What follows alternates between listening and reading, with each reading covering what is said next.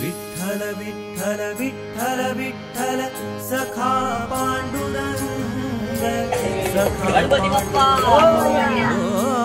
सखा पांडुरंग।